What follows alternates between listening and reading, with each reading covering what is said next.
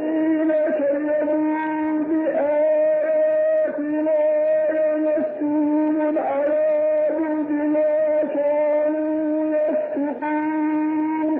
هذا هو القسم الثاني الذي فيه النار. والذين كذبوا بآياتنا أي جحدوا آياتها والقرآن العظيم وزعموا أنه أساطير الأولين أو أنه سحر أو شر أو من كهانة الكهان الذين كفروا هذا الكفر وهم أعلم الناس كما تقدم في قوله ومن أعلم ممن افترى على الله كذبا أو كذب بآياته. أولئك هؤلاء الذين هذه صفتهم يمسهم العذاب. والمسيس معناه وقوع الشيء على الشيء مباشرة من غير أن يحول بينهما حائل. فعبر بالمسيس ليبين أن حر ذلك العذاب وآلامه يباشرهم مباشرة عينة شديدة من غير حائل كما يأتي في قوله تطلع على الأفئدة لأنها تباشر الأجسام وتغوص فيها حتى تحرق سويداء القلب وداخل جسم الإنسان. ولذا قال يمسهم العذاب أي عذاب الله. وعذاب الله جل وعلا لا يماثله عذاب فيومئذ لا يعذب عذابه أحد ولا يذيق وذاقه أحد. وقوله بما كانوا يفسقون ما مصدرية والباء سببية وما مصدرية. والمعنى يمسهم العذاب بسبب كونهم كانوا فاسقين في دار الدنيا. والفسق في لغات العرب الخروج.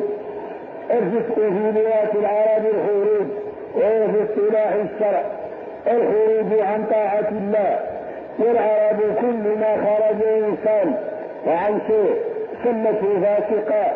ومنه قول عقبة بن العجاج يهمن في الدنيا غيرا غائرا فواسقا عن قصدها جواهرا لأنه يذكر مراكب ضلت طريقها التي كانت تمشي عليها فقال فواسقا عن قصدها أي خوارج عن الطريق التي كانت تقصدها.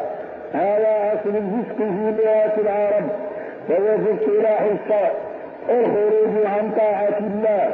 والخروج عن طاعة الله جنس تحته نوعان أحدهما الخروج الذي هو أكبر أنواع الخروج وأعظمها هو الخروج عن طاعة الله بالكفر الصراح.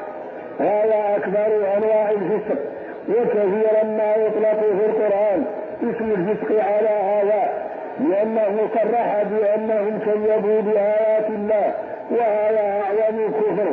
ثم سمى هذا الكفر فسقا بقوله بما كانوا يفسقون لأنه أعظم أنواع الخروج عن طاعة الله. ومنه بهذا المعنى قوله فأما الذين فسقوا فمأواهم النار كلما أرادوا أن يخرجوا منها أعيدوا فيها وقيل لهم ذوقوا عذاب النار الذي كنتم به تكذبون. هذا الفسق بمعنى الخروج الأكبر أي الخروج عن طاعة الله بالكفر والعياذ بالله. النوع الثاني من أنواع الفسق هو خروج دون خروج وفسق دون فسق لأن يخرج الإنسان عن طاعة الله إلى المعصية خروجا لا ينقله من اسم الإسلام إلى الكفر كارتكاب الكبيرة. ومنه بهذا المعنى قوله في القائفين والذين يرمون المحصنات ثم لم يأتوا ب4 شهداء تجلدوهم 80 جلدة ولا تقبلوا لهم شهادة أبدا وأولئك هم الفاسقون. فهذا القلب خروج عن طاعة الله ولم يبلغ بصاحبه الكفر بدليل قوله إن الذين جاءوا بالإفك عصبة منكم فلم ينقلهم عن اسم المسلمين بسبب قلبهم. ولا يقال إن عبد الله بن أبي منهم وإنه منافق كافر لأن دين الإسلام يحكم له بشهادة أن لا إله إلا الله في الظاهر، فكان يحضر جماعات المسلمين وجماعاتهم باسم الإسلام، فالله جل وعلا يقبل من المنافقين كلمة لا إله إلا الله ظاهرا، كما أرادوا أن يخدعوا فهو يخدعهم حيث يقبلها منهم ظاهرا في الدنيا، وهو يعد لهم في الآخرة الدرك الأسفل من النار، كما في قوله إن المنافقين يخادعون الله وهو خادعهم. ومن هذا النوع من الفسق الذي لم يخرج عن دين الإسلام قوله في قصة الوليد بن عقبة بن أبي معيط لما كذب على بني المصطلق: يا أيها الذين آمنوا إن جاءكم فاسق بنبأ فتبينوا الآية. وهذا معنى قوله: والذين كذبوا بآياتنا يمسهم العذاب بما كانوا يفسقون. ومسيس العذاب هذا هو الذي أنذرتهم به الرسل في دار الدنيا إن لم يقلعوا عن ذلك التكذيب والكفر، كما في قوله هنا: وما نرسل المرسلين إلا مبشرين ومنذرين.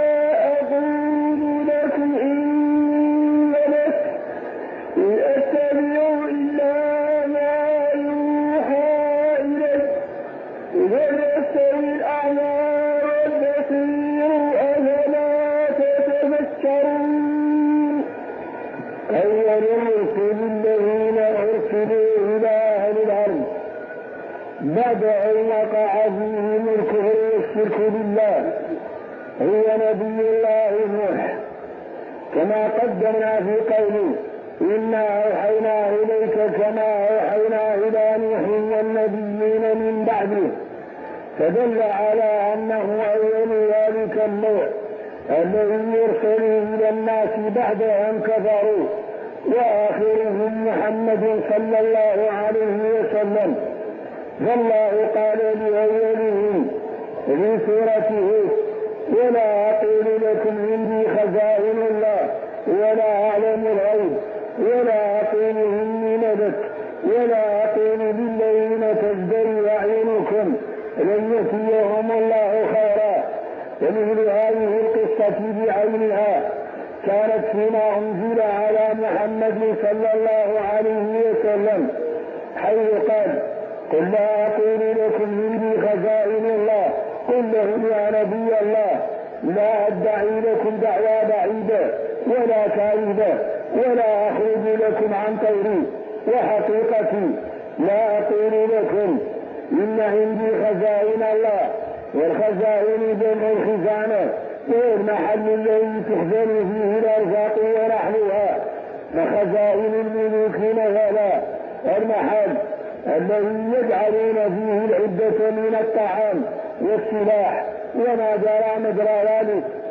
والخلق كل شيء عند الله في خزانه، لأن الله جميع الأشياء كلها بخزائنه جل وعلا، كما سيأتي في قوله: وإن من شيء إلا عندنا خزائنه وما ننزله إلا بقدر معلوم.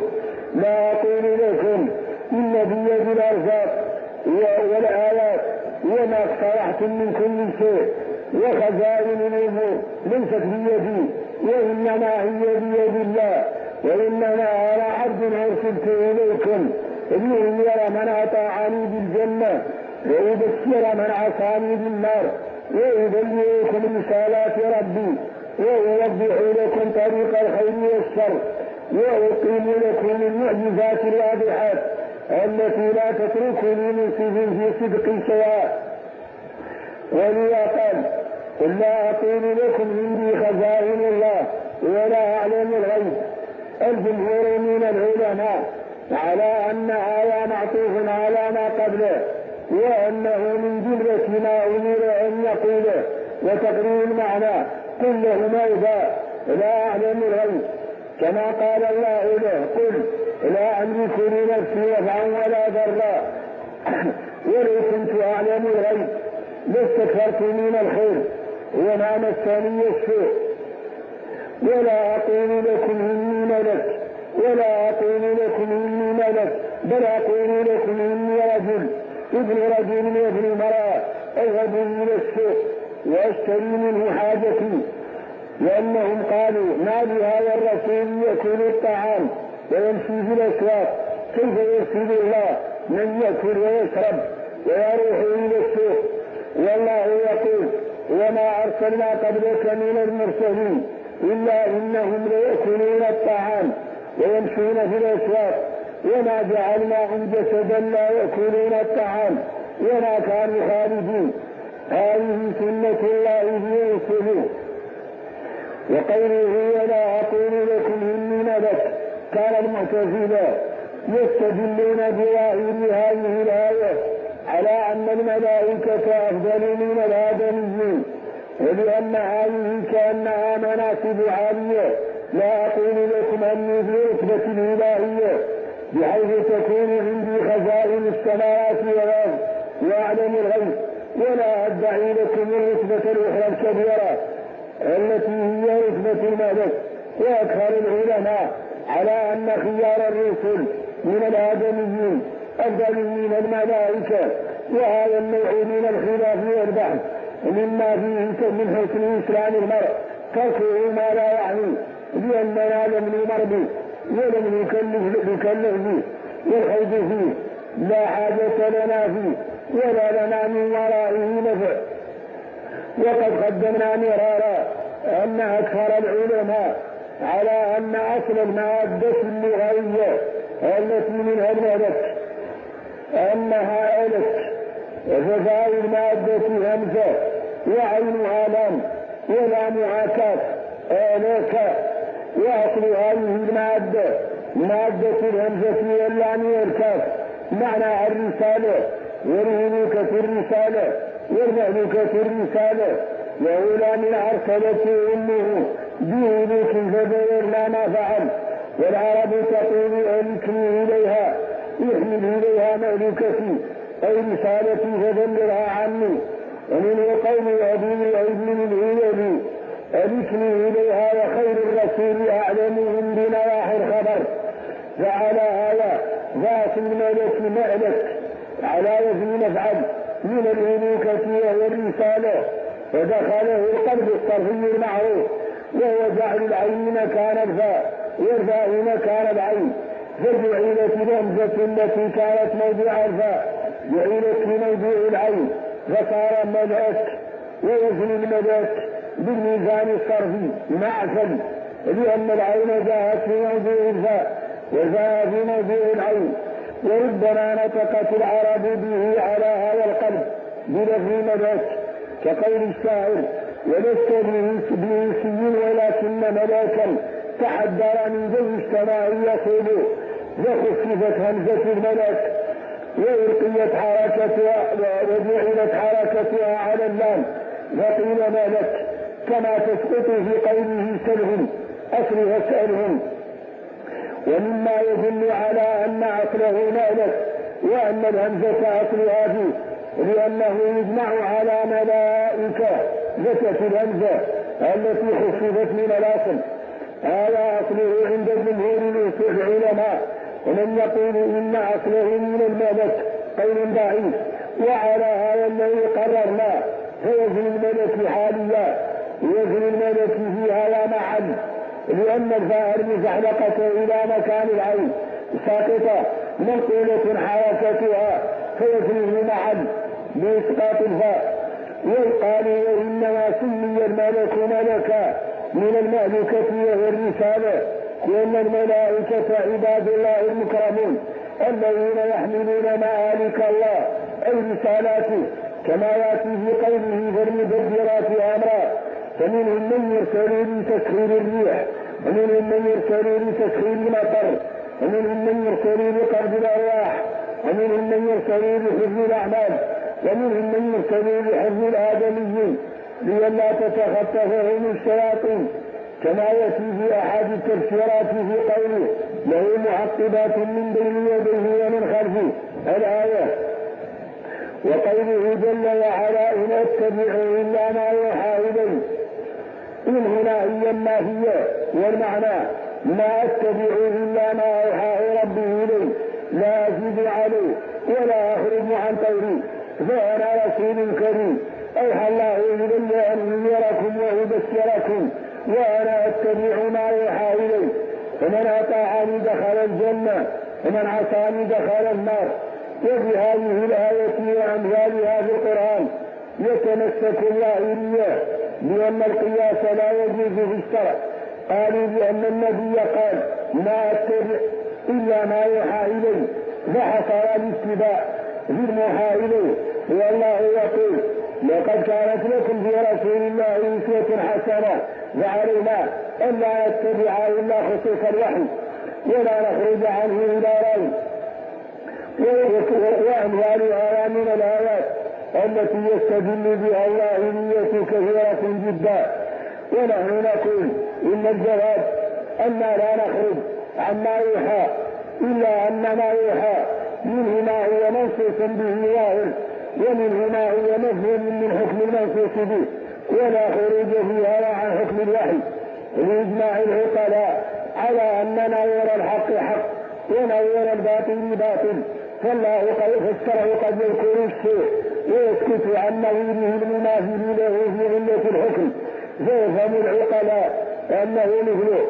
وهذا الجنود الذي يدعيه ابن الحسن متمسكا بعشرات أو مئات الآيات من هذا النوع، يقول كل ما نص عليه الله فحكمه ظاهر، وما لم يأت في نص من كتاب الله ولا سنة نبيه فهو مسكوت عنه وهو عفو، ولا لنا أن نبحث عنه ولا نسأل عنه، لأن الله سكت عنه غير نسيان، بل سكت عنه رحمة بنا، فليس لنا أن نبحث عنه. هذا الذي يقوله ابن حزم ويستدل عليه بعشرات الآيات. نحن نقول بموجبه، ومعنى نقول بموجبه أننا نقدح فيه بالقادح المعروف في علم الوصول بالقول بالموجب، وهو أن نقول أنت صادق فيما قلت ولكن هذا لا حجة لك فيه ولا يقطع نزاعنا معك. والمعنى نحن نصدقك بأن الله أباح أشياء وحرم أشياء وسكت عن أشياء رحمة بنا لا نسيانا، والتي سكت عنها ليس لنا البحث عنها وهي عفو. ولكن هذا الذي تقول أنت أن الله سكت عنه نحن نقول أنت في هذا لست بالمصيب، بل الله لم يسكت عنه، بل بين حكمه بذلك الشيء الذي نص عليه. فأمثالها كثيرة في كتاب الله وفي سنة نبيه. فنحن معاشر عامة المسلمين نعلم أن الله جل وعلا لما قال في الوالدين فلا تقل لهما أف، ابن حزم يقول ضرب الوالدين مسكوت عنه ولم تدل هذه الآية على منعه، ونحن نقول هذا غير صحيح، بل آية فلا تقل لهما أف ليست ساكتة عن ضرب الوالدين، لأن النهي عن التهديد يفهم منه قطعا من دلالة هذه الآية أنه أحرم وأحرم وأحرم لأنه أشد إياها. كذلك حديث أبي بكر الثابت في الصحيحين أن النبي صلى الله عليه وسلم قال لا يقضين حكم بين اثنين وهو غضبان. صرح النبي في هذا الحديث الصحيح أن القاضي في وقت الغضب لا يجوز له أن ينظر في قضايا الناس، لأن الغضب أمر مشوش للجسر لا يتمكن معه القاضي من استيفاء النوائب في الحقوق، فلو حكم في ذلك الوقت فهو مهمة بدواعي حقوق الناس. وسكت النبي في هذا الحديث الصحيح عما لو كان القاضي مشوش الفكر تشويشا أعظم من الغضب، كان في حزن أو سرور مفرطين، أو كان في جوع أو عطش مفرطين، أو كان في حقن أو حقن مفرطين، فإنه ينال من شدة العطش ومن شدة الجوع ومن شدة الحزن ومن شدة السرور ومن شدة الحقن وهو بالنون مدافعة البيت، يلحق بالباء مدافعة الغائط إذا كان فيها وجع شديد للخروج. هذه الأشياء تشوش فكر الإنسان حتى لا يبقى له نظر تشويشا أشد من الغضب. وعلى مختلف يقول ابن حزم هذه مسكوت عنها بالحكم في وقتها عفو، ونحن نقول لا والله ليست مسكوتا عنها، لأن النبي لما نبه على أن القاضي في وقت الغضب لا يجوز له أن يحكم عرفنا أن هذا الحديث في معنى أن كل مشوش بالفكر يمنع من استيفاء النظر ويؤدي إلى ضياع حقوق الناس، أما الحكم في وقته ممنوع. كذلك صح عن النبي صلى الله عليه وسلم أنه نهى عن البول في الماء الراكد، وسكت عما لو بال في قارورة وصبها في الماء من القارورة، فمقتضى ما يقوله ابن حزم أنه لو قطر فيه قطرات قليلة من يسره مباشرة هذا منطوق به، ولو صب فيه مئات الأطنان من الأواني أن هذا مباح ومسكوت عنه، وهذا هوس لا يقوله عاقل، لأن النبي إنما نهى عنه لأن الفعل يقدره وصبه فيه من الإناء لا فرق بينه وبين بينه فيه مباشرة. مثلا النبي صلى الله عليه وسلم نهى الإنسان عن أن يضحي بالشاة العوراء وسكت عن الشاة العمياء، فلا نقول إن الشاة العمياء عفو ومن شاء أن يضحي بها، لأننا نقول إن النص المانع من التضحية بالعوراء يعرف من حكم العمياء، وهذا لو تتبعناه أمثاله كثيرة في كتاب الله وسنة نبيه صلى الله عليه وسلم.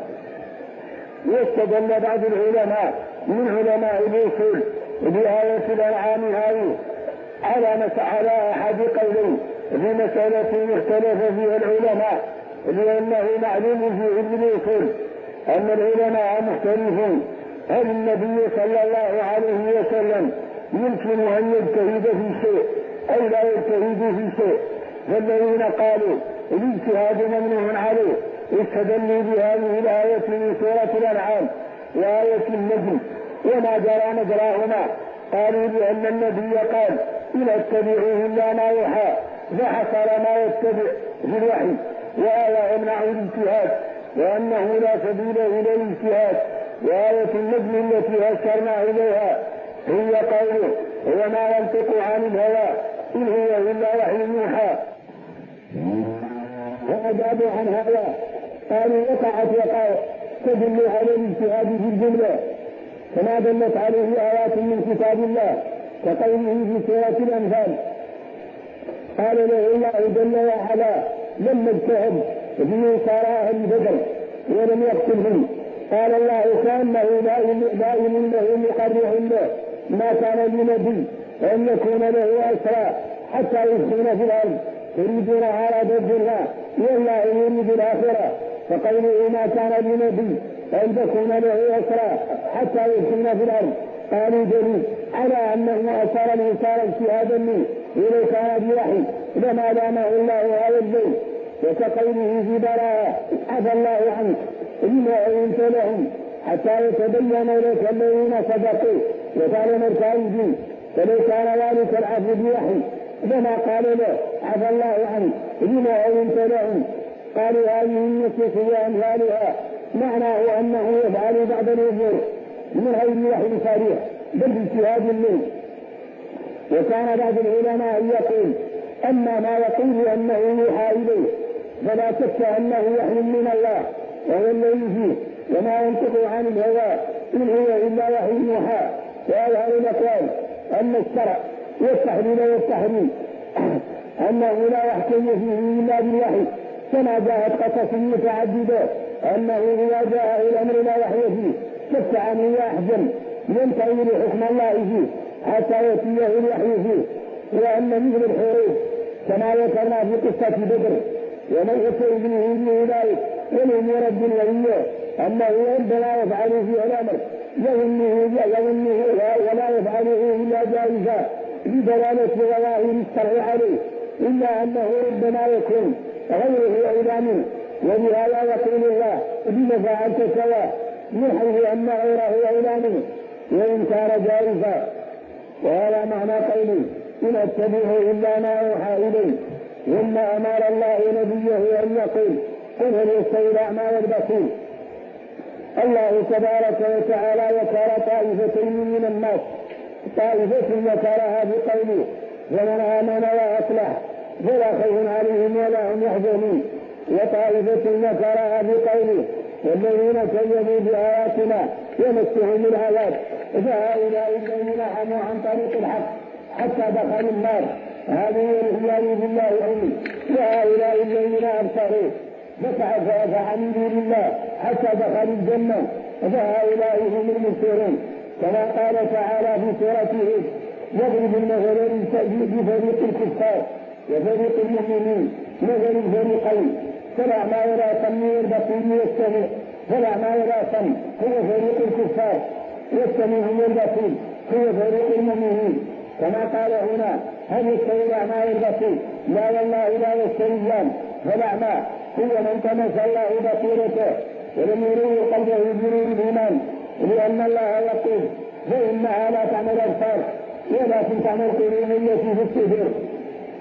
ومن أراد أن يعيش معنى هذه الآية فإنها لا تعمل الأبصار ولكن تعمل القلوب التي في الصدور فلينظر إلى رجل من يمشيان في الطريق أحدهما صحيح العينين قوي البصر حديده جدا وهو مفقود العقل، والثاني أعمى إلا أنه عاقل فيجد العينين الصحيحتين الذي يفقد عقله يجده يضرب الجبال ويقع على الحي ويقع على العقرب ويسقط في الجيل ويسقط على النار لا يبصر شيئا ويرى ذلك الكثير الذي عنده عقله عصاه أمامه يروه كما يروه الثعلب ويحصل جميع منافعه فيعلم حقيقة قوله فإنها لا تعمل الأبصار ولكن تعمل القلوب التي في الصدور. إذا أدرك القلب النور ويتقى فإن عمل عينين ليس وغيره. وذكر غير واحد كابن عبد البر في استيعابه وغير واحد من المؤرخين أن ابن عباس رضي الله فإن عمل عينين ليس وغيره. وذكر غير واحد كابن عبد البر في استيعابه وغير واحد من المؤرخين أن ابن عباس رضي الله عنهما أخبره النبي أنه سيعمى في آخر عمره وقال عند ذلك إن يأخذ الله من عيني نورهما وفي لساني وقلبي عنهما نوره عقلي يتيم وقلبي غيره دخل وفي فم صابر كالسيف مهوره. والحاصل أن الأعمى هنا هو الكافر والبصير هو المسلم المؤمن، لأن المؤمن على نور من ربه وبصيرته مسعها نور الوحي، والكافر والعياذ بالله مطلس البصيرة. والله يقول فإنها لا تعمل الأبصار ولكن تعمل القلوب التي في الصدور. ثم قال جل وعلا فلا تتفكرون. قد قدمنا مرارا أن هذه الهمزة التي تأتي في القرآن فهي قبل أداة عطف كالتي تأتي قبل الفاء والواو يزن وهي كثيرة في القرآن. قد قدمنا مرارا أن في هذه العلماء وجهان أحدهما واختاره غير واحد وإليه جناح ابن مالك في ألفيته أن الهمزة تتعلق بجملة محذوفة يرفع الواو وتعطف الجملة التي سجلت بها على الجملة المعطوفة التي هي متعلقة بالاستفهام، ولا بد أن يكون في الجملة المذكورة ما يدل وتفهم منه الجملة المقدرة. وعليه فتقديره هنا أفلا تتفكرون أتغفلون عن هذه الأشياء فلا تتفكرون حتى تفهموها وما جرى مجرى ذلك. وهذا هو الذي اختاره ابن مالك في الحلاقة حيث قال وحيث نتبع بدائل السبيل. وهنالك جماعة آخرون يقولون إن همزة الاستفهام هي في الرتبة بعد حرف العطف، إلا أنه لما كان للاستفهام صدر الكلام تزحلقت الهمزة عن محلها وتقدمت على أداة العطف وهي بعدها في الرتبة، وعلى هذا فيكون المعنى فألا تتفكرون فتكون الفاء عاطفة للجملة المصدرة بالاستفهام على ما قبلها، كأنه يقول فأعطف على ذلك وأذكر بعد توبيخكم وتقريعكم أنكم لا تتفكرون حتى تفهموا عن الله آياته.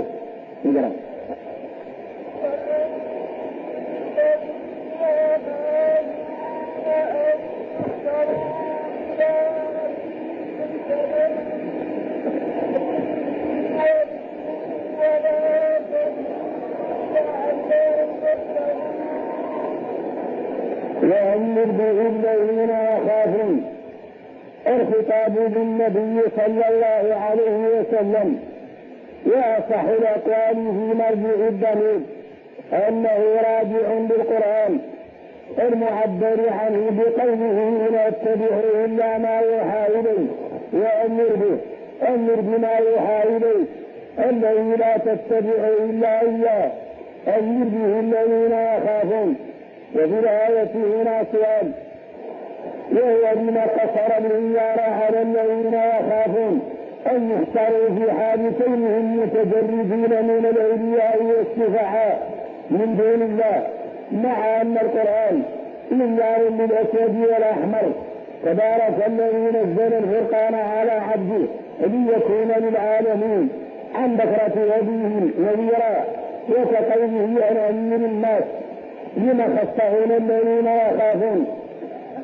أجاب بعض العلماء عن هذا السؤال بأن من أساليب القرآن العظيم واللغة العربية أن يختار الفعل وعلى الذين ينتفعون به، لأن غير المنتفع به هو في شأنه تناسي.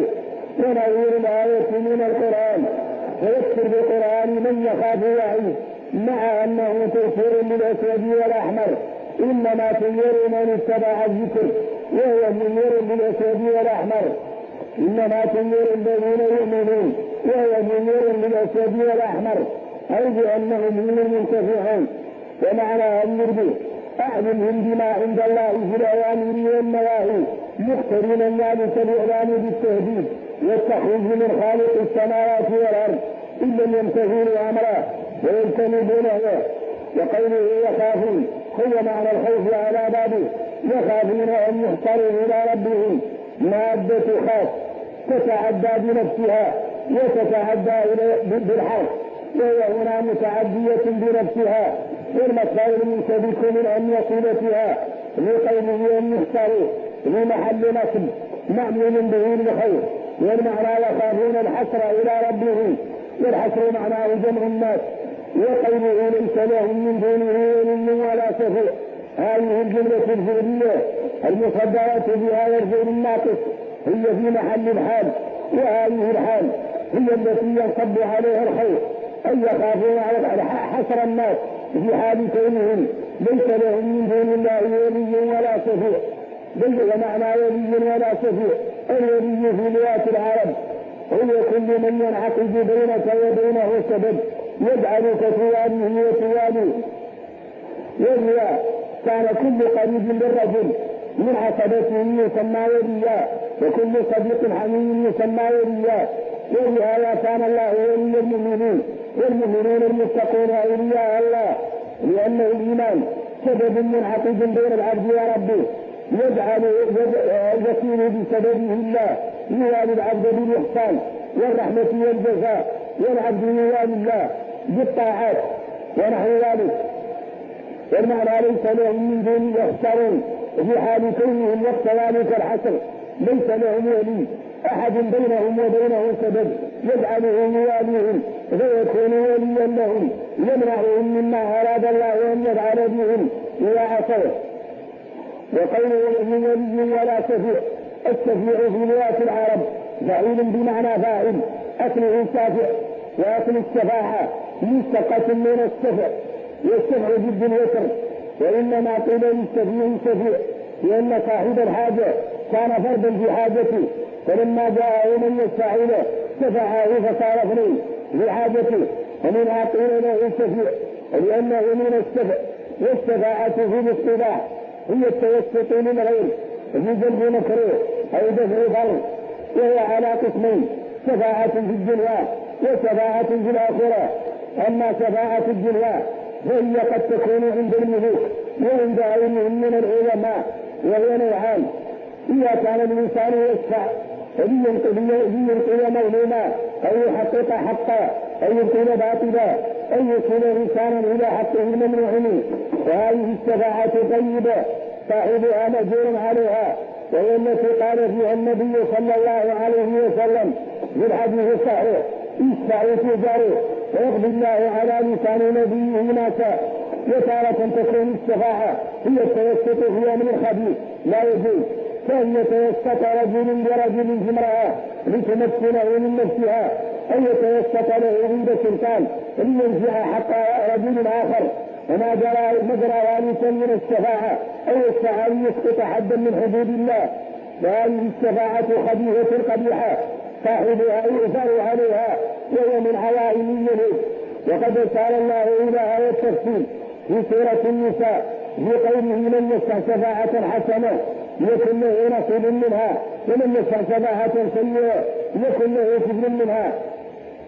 أما الشفاعة في الآخرة فكلها لله جل وعلا، قل لله الشفاعة جميعا، لا شافع ولا شفيع إلا بإذن الله.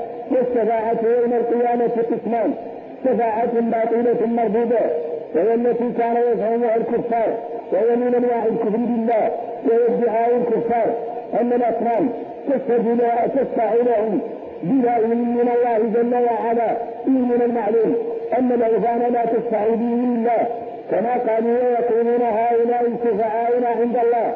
وهذا النوع من الشفاعة سماه الله في سورة يونس الشركاء، حيث قال: ويقولون هؤلاء شفعاؤنا عند الله قل تنبئون الله بما لا يعلم في السماوات ولا في الأرض سبحانه وتعالى عما يشركون. وهذا النوع مما سماه الله الشركاء، وله المثل الأعلى، لأن فيه نوعا من القدح في عوامة الربوبية. وضرب العلماء لهذا مثلا، قالوا: ولله المثل الأعلى، ترى أكبر جبار طاغٍ في الدنيا يتقطع هوى على مسلم ونيته أنه يقطع ذلك المسلم عضوا عضوا، فيمكنه الله من ذلك المسلم ويقع في قبضته ونيته أن ينفذه أعظم نسال. فيأتي واحد من علماء دولته رجل له حيوانات يداه وله شعبية عظيمة، ويتجرأ على ذلك الملك الأغنى عنده ويقول له: بارك الله فيك، تسلم في هذا المسلم. فينظر ذلك الملك يقول: إذا رددت شفاعة هذا العلم قد يكون جدا علم وحربا علم، وقد يكون بغائبه، فيخاف المسكين ويضطر إلى أن يشفع غيره عنده. فخالق السماوات والأرض لا يقدر أحد أن يدل عليه بعلمه ولا جاه، ولا يخاف من أحد أن يدبر عليه شيئا، ولا يقول مخاطبا لخلقه: من الذي يشفع عنده إلا بإذنه؟ الجواب: لا أحد يمكن أن يتذاكر على ذلك أبدا، لأن هذا ملك الملوك الذي لا يخاف من أحد، ولا يمكن أحد أن يدبر شيئا جدا. ولذا قال: ولا تنفع الشفاعة عنده إلا لمن أذن له. فالحاصل أن الشفاعة يوم القيامة قسمان: قسم مقبول وقسم مردود، ولقبوله شرطان: إذا حصلا كانت الشفاعة شرعية واقعة، وإذا فقد واحد منهما فالشفاعة والممنوعة شرعا. أما هذان الأصلان فأحدهما أن يكون المشفوع له مسلما، ولأن الله جل وعلا لا يقبل شفاعة لكافرين بته، كما قال: فما تنفعهم شفاعة الشافعين ولا يشفعون إلا لمن ارتضى، مع أنه يقول: ولا يرضى لعباده الكفر.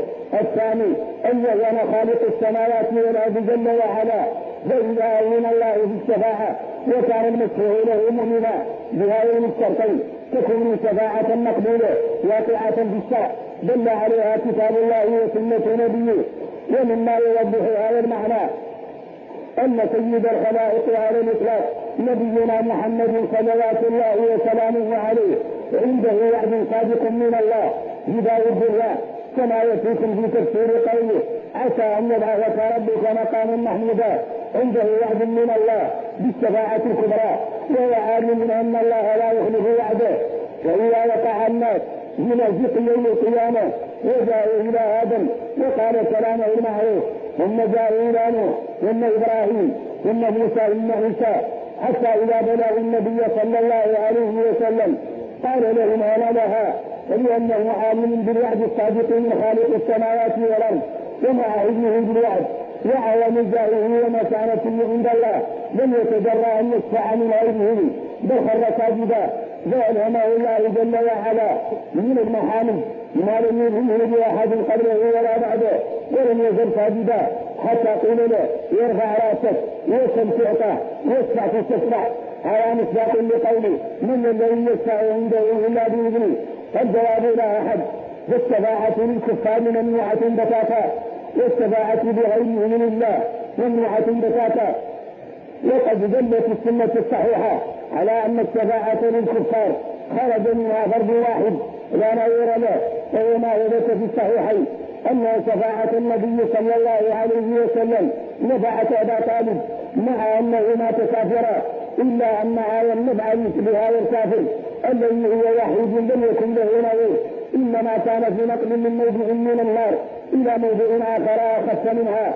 ولذا ثبت في الصحيحين لعله تنفعه الشفاعة فيجعله بحثه من النار وليبلغ كعبيه له نعلان يغلي منهما دماغه والعياذ بالله جل وعلا. فهذه شفاعة خاصة نفع الله بها كافرا نفعا مخصوصا، وهو نقله من محل من النار إلى محل أخف من النار والعياذ بالله جل وعلا. وهذا معنى قوله ما لنا من ولي ولا شفيع. الشفيع المنفي هنا هو الشفيع الذي يشفع للكافر أو يشفع بغيره من الله جل وعلا، أما الذي يشفع به من الله للمؤمن لا ثابت كتابا وسنة. وأنواع الشفاعة كثيرة وليست مخصوصة بالأنبياء، بل يشفع الصالحون والمؤمنون وغيرهم ممن أراد الله أن يشفع بمن شاء من خلقه. قوله لعلهم يتقون، في لعله لا وجهان بيناهما بالأمس، أحدهما أنها للتعليم وعليه فالمعلل هو الإنذار المذكور في قوله وأمر به، أي أمر الذين يخافون أمرهم لأجل أن يتقوا، أي لأجل أن يسير فيهم ذلك الإنذار ويخوفهم فيتقون الله جل وعلا. وأصل الاتقاء في لغة العرب هو اتخاذ الوقاية، الاتقاء في لغة العرب هو اتخاذ الوقاية التي تقيك من المكروه، وهذا معنى معروف في كلام العرب. ومنه قول نابغة الجبال سقط النصيب ولم ترد اسقاطه فتناولته واتقتنا باليد، أي جعلت يدها وقاية بيننا وبينها حيث جعلتها دون وجهها لئلا نرى. هذا أصل الاتقاء. تقول العرب اتقيت السيوف بجني واتقيت الرمزاء بنعلي، هذا أصل الاتقاء. وهو باصطلاح الشرع اتخاذ العبد وقاية تقي من عذاب الله وسخطه. هذه الوقاية مرتبة من شيئين، هما امتثال امر الله واجتناب نهي الله. ونعلم ان مادة الاتقاء اصلها من وقاية، وخفاء المادة هاي وعلمها قاس ولامها هذا فهو مما يسميه الصرفيون الذي في المفروض. ذات الاتقاء من الوقاية وقاية، إلا أنها دخلها تاء الاجتهاد كما تقول في قول اقترب، وفي كسب اكتسب، وفي قطع قطع، وفي وقع قطع. والقاعدة المقررة في التصريف أن كل فعل لا يرفع ودخله تاء الاجتهاد أبدلت الفاء التي هي الواو كان وأدغمت في التاء وقيل فيه اتقى. فالحرفان فهذا التسديد مرتب من حرفين، الأول منهما أصله واو وفي محل فاء كلمة، والثاني تاء الاجتهاد الزائدة. هذا أصل المادة ومعناها ومعنى يتقون يجعلون وقاية بينهم وبين عذاب الله وسخطه. هذه الوقاية هي امتثال أمره بإخلاص على الوجه الذي شرع واجتناب نهيه جل وعلا. وهذا معنى قوله لعلهم يتقون. كم الساعة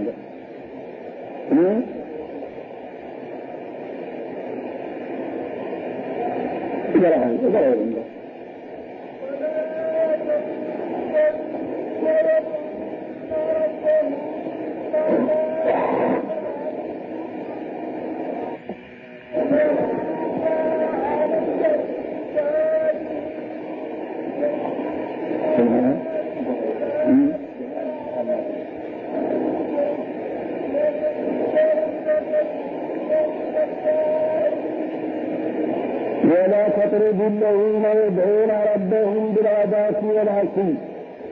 قرأ والحرف عامة القراء ما عدا ابن عامر بالغداة والعشي، وقرأ ابن عامر وحده بالغداة والعشي بضم العين والواو المفتوحة، وهما قراءتان صحيحتان ولغتان فصيحتان. وسبب نزول هذه الآية الكريمة أن علماء الكفار بعض الروايات كفار قريش، وفي بعضها علماء غيرهم من العرب، ونقرأ ابن حابس من سادات تميم، وعيينة بن حصن من سادات الفزاريين. وأكثر الروايات وإلى بالصواب أن الكفار الذين قالوا هذا كفار مكة، ولأن الأقرأ ابن حابس وعيينة بن حصن إنما جاءوا للنبي في المدينة بعد الهجرة، وهذا مما يؤيد الروايات الواردة بأنهم علماء الكفار من أهل مكة كانوا يسون النبي